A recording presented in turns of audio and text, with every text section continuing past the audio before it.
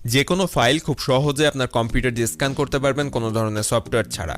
আমরা অনেক সময় আমাদের মোবাইল ক্যামেরা ব্যবহার করে বিভিন্ন ডকুমেন্টস বা ফাইলের ছবি তুলে সেটাকে যখন প্রিন্ট করতে যাই তখন কিন্তু সেটার উপর একটা শ্যাডো বা কালো ভাব চলে আসে, যেটার জন্য আমাদের ওই ফাইলটি অরিজিনাল ফাইলের মতো প্রিন্ট করা সম্ভব হয় না। কিন্তু স্ক্যান করা ফাইল বা স্ক্যানারের যে কপি করা ফাইলগুলো কিন্তু পুরোপুরি অরিজিনাল ফাইলের মতো হয়। তো কীভাবে স্ক্যান করব চলুন দেখে নেওয়া যাক।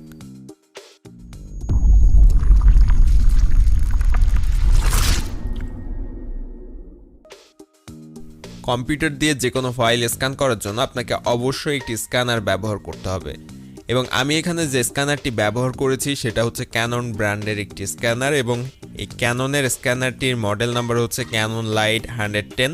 আপনারা যে কোনো একটি স্ক্যানার ব্যবহার করতে পারেন চাইলে। তো এখানে প্রথমে আমাকে যেটা করতে হবে, এই স্ক্যানারটিকে কম্পিউটারের সাথে একটি কেবলের সাহায্যে কানেক্ট করে নিতে হবে, এবং যদি আপনাদের স্ক্যানারে পাওয়ার অ্যাডাপ্টার থাকে অর্থাৎ পাওয়ারের জন্য আলাদা কোনো কেবল থাকে সেটাও লাগিয়ে নিতে হবে। যদিও আমার এটা অটো পাওয়ার, অর্থাৎ শুধুমাত্র এই কেবল দিয়ে কম্পিউটারের সাথে কানেক্ট করলেই এই স্ক্যানারটি চালু হয়ে যাবে।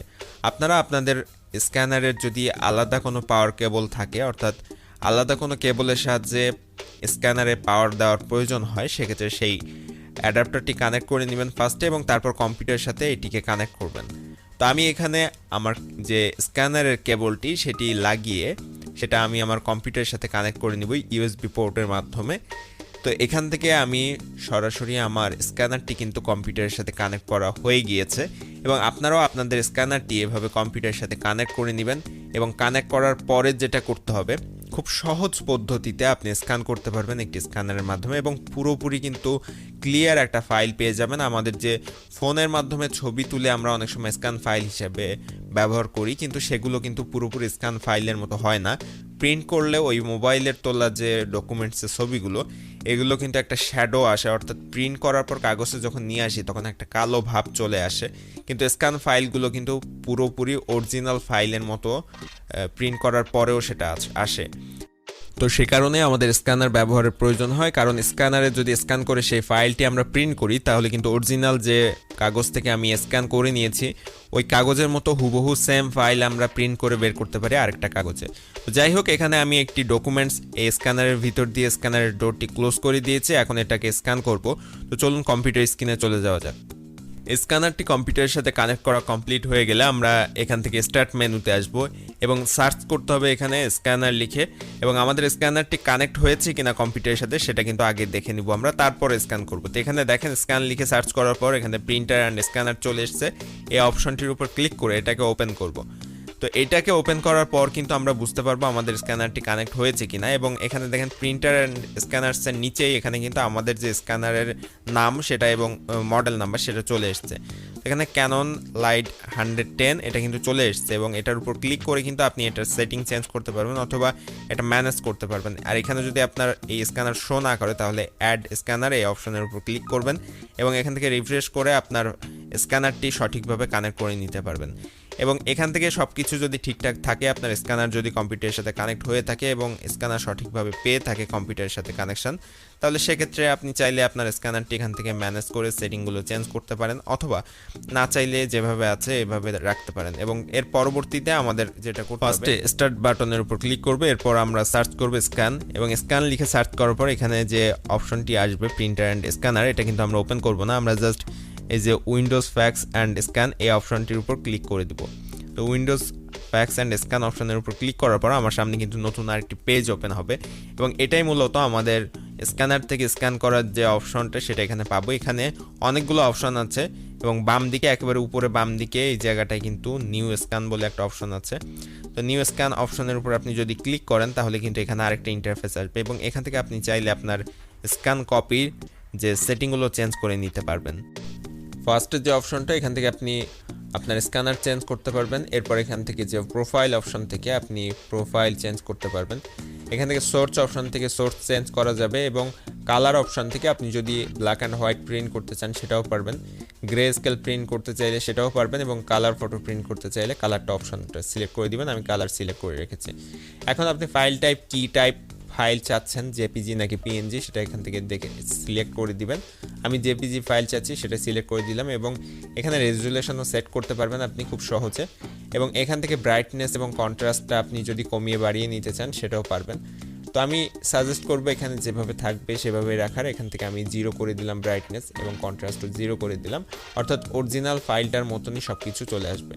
এবং এখান থেকে আপনি চাইলে প্রিভিউ আর স্ক্যান এই অপশনটা চালু করে দিতে পারেন, অথবা না চাইলে যেভাবে ছিল সেভাবে রাখতে পারেন। এবং এখানে সেটিংগুলো আপনার মন মতো করার পরে আপনি জাস্ট স্ক্যান অপশনের উপর ক্লিক করবেন, এবং স্ক্যান অপশনের উপর ক্লিক করার পরে কিন্তু কিছুটা সময় নেবে এখানে আপনার ফাইলটা স্ক্যান হতে, অর্থাৎ স্ক্যানারের ভিতর থেকে আপনার ফাইলটা ধীরে ধীরে ছবি তুলবে এবং সেই ছবিটা কিন্তু আপনার কম্পিউটারে পাঠিয়ে দিবে।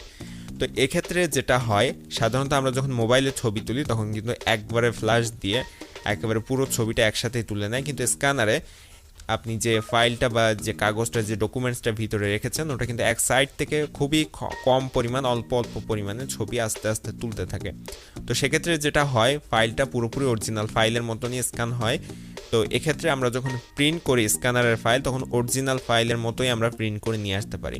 তো এখানে এই পদ্ধতিটা ফলো করে আপনি যদি স্ক্যান করেন তাহলে একেবারে পুরোপুরি অরিজিনাল ফাইলের মতোই পাবেন। দেখেন এখানে কিন্তু আমার অরিজিনাল যে কাগজটা আমি স্ক্যানারের ভিতরে দিয়েছিলাম ঠিক সেরকম একটা ফাইল এখানে চলে এসেছে, এবং আমি রাইট ক্লিক করে ভিউ অপশানে ক্লিক করলে আমার এই ফটোটি কিন্তু এখানে ওপেন হয়ে যাবে। যদি ভালোভাবে খেয়াল করেন তাহলে দেখতে পাবেন A4 সাইজের একটা কাগজের উপরে এই যে ফাইলটা বা যে ডকুমেন্টসটা সেটা কিন্তু পুরোপুরি স্ক্যান হয়ে আমার কম্পিউটারে চলে এসেছে। তো এইভাবে আপনি চাইলে খুব সহজে যে কোনো ফাইল স্ক্যান করে নিতে পারবেন কম্পিউটারে। এখন এই স্ক্যান ফাইল কিন্তু আপনি আবার কম্পিউটারে সেভ করেও নিতে পারবেন, এবং আপনি যদি আবারও আরেকটা ফাইল স্ক্যান করতে চান তাহলে সেক্ষেত্রে স্ক্যানারের ভিতর থেকে যে ফাইলটা দিয়েছেন এটা বের করে নিয়ে নতুন আরেকটা কাগজ বা ছবি দিয়ে দিবেন। তারপরে এখান থেকে এই যে নিউ স্ক্যান অপশন আছে একেবারে বাম সাইডে, নিউ স্ক্যান এই অপশনের উপর ক্লিক করে আবারও এখান থেকে সব সেটিং ঠিকঠাক করে নেওয়ার পরে ডান দিকে নিচে স্ক্যান অপশনের উপর ক্লিক করলে কিন্তু সাথে সাথে ফাইলটা স্ক্যান হওয়া শুরু হয়ে যাবে। তো এখানে দেখতে পাচ্ছেন আমাদের আরেকটা ফাইল কিন্তু স্ক্যান করতে দিয়েছে, এবং খুব দ্রুতই কিন্তু স্ক্যানটা কমপ্লিট হয়ে যাচ্ছে। এখানের এই স্ক্যান কমপ্লিট হয়ে যাওয়ার সাথে সাথে আমাদের ফাইলটা চলে আসবে, এবং আমি দেখাবো কিভাবে আপনি এই ফাইলটা সেভ করে নেবেন আপনার কম্পিউটারে। যদিও আমার এখানে অটোমেটিক সেভ হয়, তারপরেও আপনি সেভ করা ফাইলগুলো কোথা থেকে খুঁজে পাবেন, কিভাবে বের করবেন সেটাও কিন্তু আমি দেখিয়ে দিব। সুতরাং অবশ্যই ভিডিওটি শেষ পর্যন্ত দেখবেন, এবং আপনারা যদি আমার চ্যানেলে নতুন হয়ে থাকেন তাহলে আমাদের চ্যানেলটি সাবস্ক্রাইব করে দিবেন, আর অলরেডি সাবস্ক্রাইব করে থাকলে অসংখ্য ধন্যবাদ। তো এখান থেকে আমাদের ফাইলটি কিন্তু প্রায় হয়ে গেছে স্ক্যান কমপ্লিট, সামান্য একটু বাকি আছে, এবং এটাও কমপ্লিট হয়ে যাওয়ার মতো। তো এটা কমপ্লিট হয়ে গেছে অলরেডি, এবং এখানে দেখতে পাচ্ছেন ফাইলটা কিন্তু স্ক্যান হয়ে আমার কম্পিউটার চলে এসেছে পুরো অরিজিনাল ফাইলের মতো। এখন আপনি এখান থেকে কিন্তু যে সেভ অ্যাজ এই অপশনের উপর ক্লিক করে আপনার ফাইলগুলো নেম চেঞ্জ করে আপনি সেভ করতে পারবেন। এখন ফাইলগুলো আপনি কোথায় সেভ করেছেন বা অটো সেভ হয়েছে কোথায় সেটা আমি দেখিয়ে দিব। আপনি দিস কম্পিউটার ওপেন করার পর ডকুমেন্টস অপশনে যাবেন, এরপরে যে স্ক্যান ফাইল এখানে আসার পরপরই কিন্তু এখানে আপনার যে ফাইলগুলো স্ক্যান করেছেন সেগুলো সব এখানে পাওয়া যাবে, এবং এটা কিন্তু পুরোপুরি এইচডি একটা কোয়ালিটির ছবি পাবেন আপনারা। তো এইভাবে আপনারা স্ক্যানার ব্যবহার করে খুব সহজে যে কোনো ডকুমেন্টস বা যে কোনো ছবি স্ক্যান করে আপনার কম্পিউটারে নিয়ে নিতে পারবেন। চাইলে পুরানো যে ছবিগুলো থাকে, অনেক আগের যে ছবিগুলো প্রিন্ট করে কাগজে রাখতেন, ওইগুলোও কিন্তু ডিজিটাল ফরম্যাটে সেভ করতে পারবেন কম্পিউটারে।